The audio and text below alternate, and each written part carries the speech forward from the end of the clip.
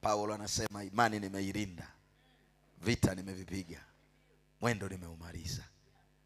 Tunalinda imani kuliko kitu chochote ambacho tunaweza kukilinda, kwa sababu imani ndio chanzo cha mafanikio ya kila kitu kwenye maisha yako.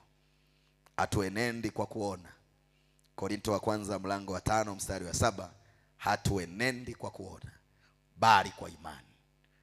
Kwa kuona unaweza ukayaona magonjwa, lakini imani ikaona uzima, kwa sababu Biblia inasema imani ni kuwa na uhakika, ni bayana ya mambo yasiyoonekana yatarajiwayo. Kwa hiyo imani yenyewe haishughuliki na mambo yanayoonekana. Imani inashughulika na mambo yasiyoonekana kuwa ni hakika yanatokea. Inawezekana sasa hivi unaumwa, lakini kwa imani unaweza kuondoka kwenye ule ugonjwa, kwa sababu una uhakika na uzima unaokuja kwa dakika chache.